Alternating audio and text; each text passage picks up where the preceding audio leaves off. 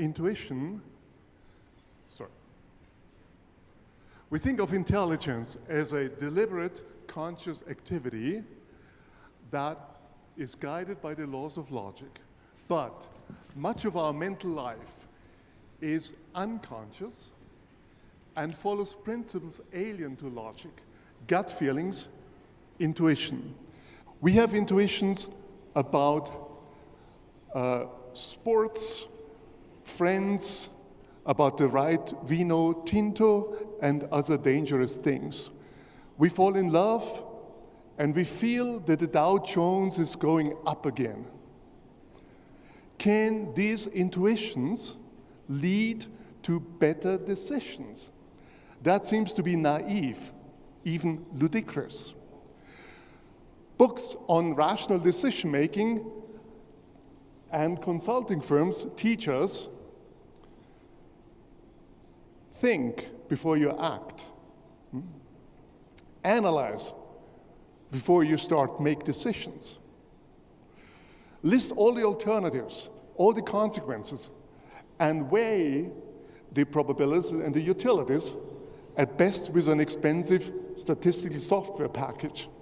But this is not how most people, including you, make decisions. As the following, not even those who write these books, as the following story illustrates. A professor from Columbia University had an offer to a rival university, and he couldn't make up his mind whether to go or leave, or maybe go, or maybe stay. A colleague took him aside and said, "What is your problem? Just maximize your subjective expected utility. That's what you teach your students all the time." Exasperated, the professor said, "Come on, this is serious." What I would like to do today is to introduce you into our research on intuitive decisions. I will start with a case, then define what intuition is, and then use two studies to show that the processes underlying intuitions are not complex solutions to complex problems, but very simple, what we call fast and frugal principles. And once you know these processes, then you can say when an intuition will fail and when it will succeed. Are you ready? So let's start our voyage into the largely unknown world of intuition at the Los Angeles airport. Dan Horan is a police officer who works there, and he tries to find drug courier. A drug courier is someone who comes in from another city in the US with a suitcase full of dollars and flies out with the same suitcase full of drugs. This is an almost impossible task, how to know that someone among this 100,000 people is a drug courier. One evening, a flight from New York came in, and among the 100 or so passengers, a lady came out trailing a rolling black suitcase behind her, the color that most of us today choose. When her eyes met those of Dan Horan, each of the two knew what the business of the other one is. And they were both right. And it took a few minutes. She was arrested, $200,000 were found, and she confessed. I asked Dan Horan, how did you know that it's this person and not one of the other ones of these other thousands? He said, I can't say. I don't know it myself. I just see it. The only thing he could say was that he is looking for someone who is looking for him. Now here we have the definition of an intuition. An intuition is a judgment that has three components. It's quick in consciousness, but the underlying process is not in awareness. So Dan Horan doesn't know how he does what he can do so well, but nevertheless, it often guides our actions. What I'll do now is to discuss 3 ideas about what's underlying this process. One is very popular in psychology, that intuitions are biased and not trustworthy. The second one is something the opposite. They're based on optimal weighing of all reasons. That's rational choice theory now re-emerging as a theory of intuitions. I do not think that either of these accounts is correct. And what I will show you by examples is that much of intuition is guided by principles that I call fast and frugal heuristics. What is a heuristic? A heuristic is a principle that ignores information, not takes in more information. So let's start with sports. How does a baseball outfielder or a cricket outfielder catch a fly ball? So a ball that's coming high. Now, the common theory is based on the idea that complex problems need complex solutions. And here is an illustration of that. This is from Richard Dawkins' famous book, The Selfish Gene, and he basically says here that what's being done is a set of differential equations is calculated in order to estimate the trajectory of the ball. And note that he puts in the term as if, because he knows that very few of us can calculate the trajectory of a ball, but then he says something subconscious, functionally equivalent must go on. Now, I will show you here that the intuition that a player has, the player knows where to run, but if you ask him, how did you know? Then you get, and that these intuitions are based on very simple heuristics. And here is the simplest one that works if the ball is already high up in the air. It is based on 3 building blocks. One is fixate your eye on the ball. Second, start running. Third, adjust your running speed so that the angle of gaze remains constant. And this player, watch him, does exactly this. He keeps the angle of gaze constant. And then he ends up there where the ball is. You want to see it again? Here it is. The important thing is this player can ignore all the variables that are necessary to calculate a trajectory. The solution is based on a very different idea.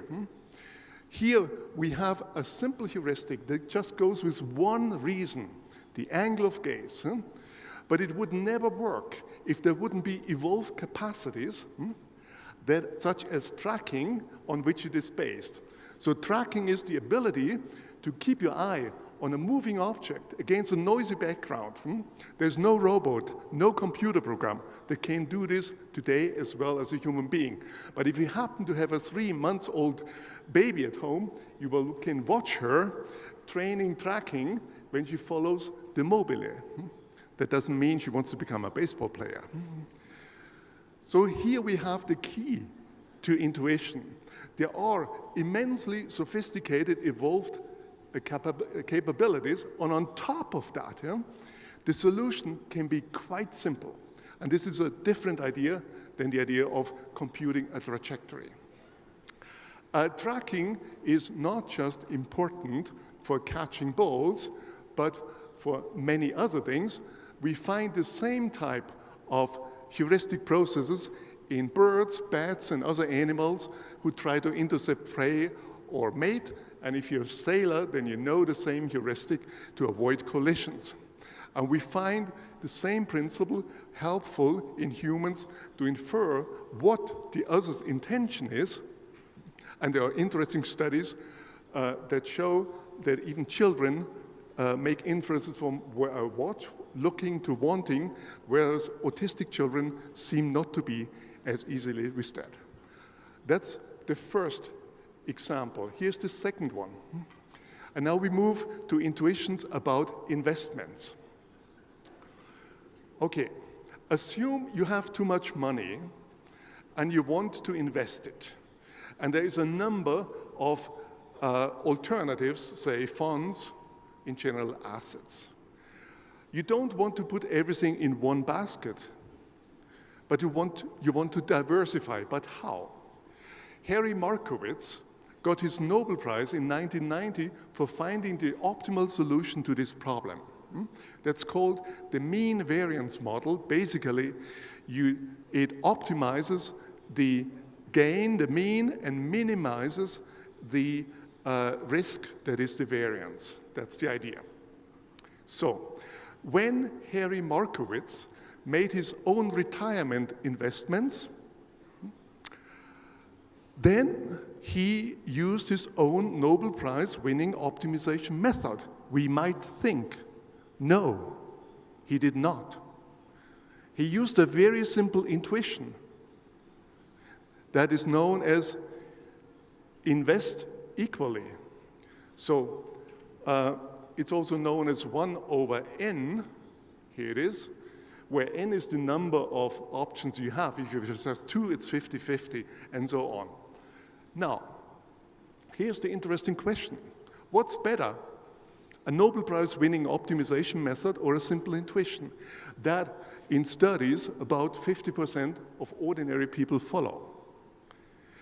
The important thing is to ask this question and not to assume that optimizing would be better as a simple heuristic, as we have seen already with the ball catching example. So, in one study, this was done in the following way.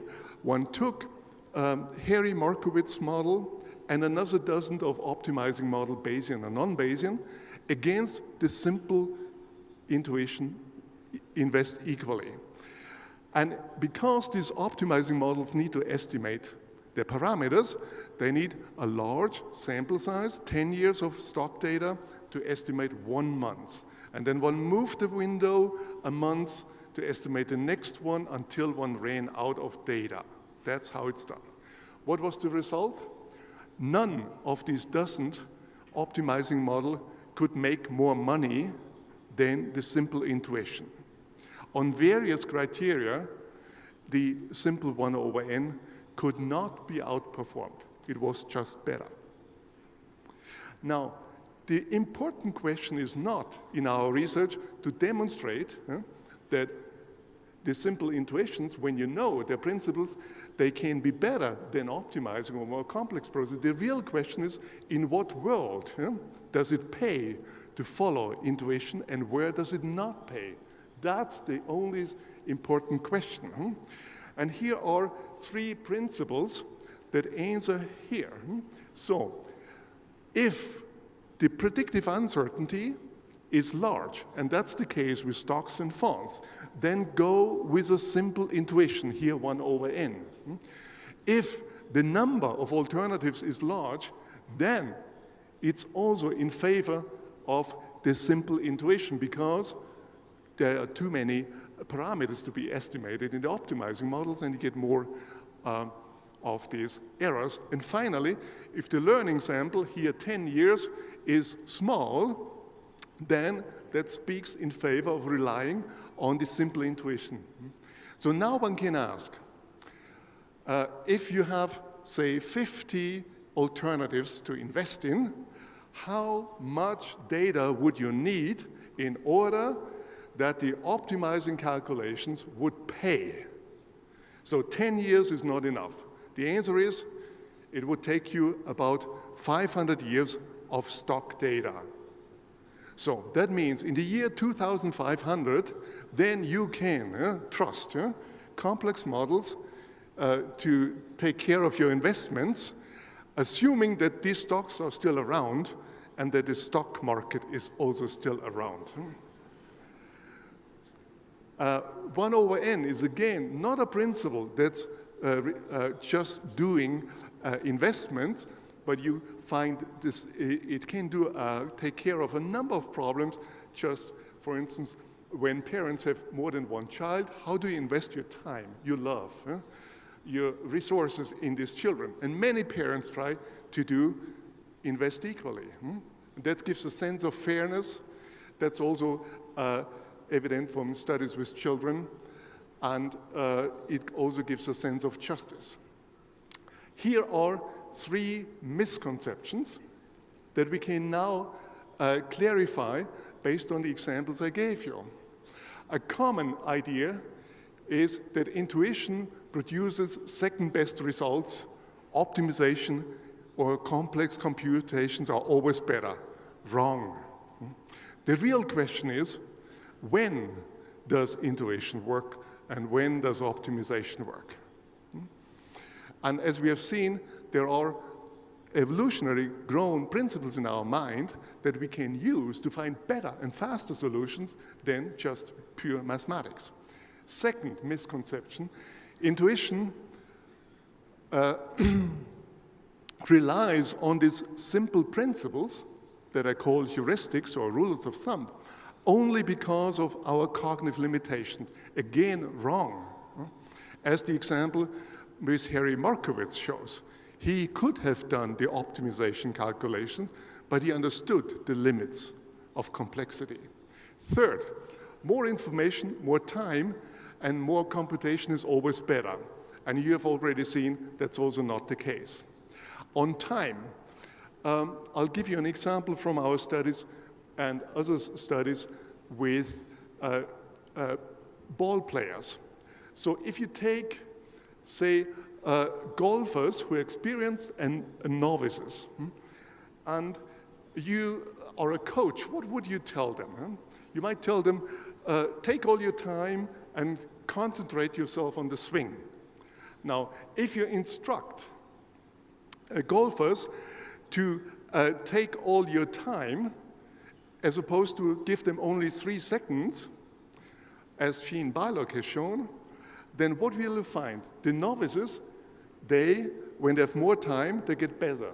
But what happens to the experts? When they have only 3 seconds, they get better than with more time. Also, if you instruct these experts to pay attention to your swing, then the novices get better, but the experts get worse. So, much of the intelligence is in unconscious, here in our bodies, in our hands, and if you can keep away attention, and if you're an expert, you do better.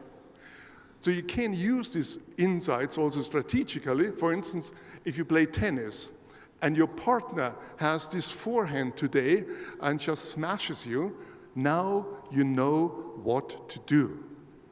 When you switch sides and he passes you, you tell him, you have this strong forehand today. How do you do it? And you have a good chance that he begins to think about it, and the problem is being solved.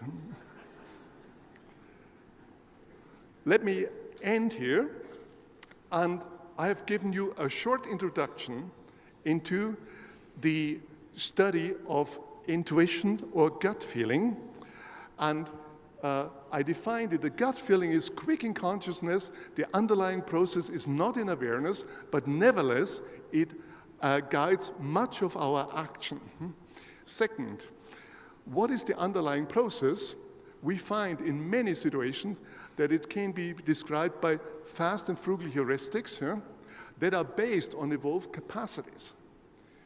And third, and these, because they are so simple and because they ignore information, they can actually outperform sophisticated statistical techniques, including optimization models, and we have done dozens and dozens of studies to show this, and that was not known very much before, that you can do with one good reason better than with, say, a multiple regression of 20. Finally, more time, more information, and more computation is not always better. So, I've invited you to a short trip into the largely unknown world of intuitive feelings, and I hope that you have enjoyed these glimpses into the intelligence of the unconscious and learned that there are many good reasons to trust your intuition. Thank you.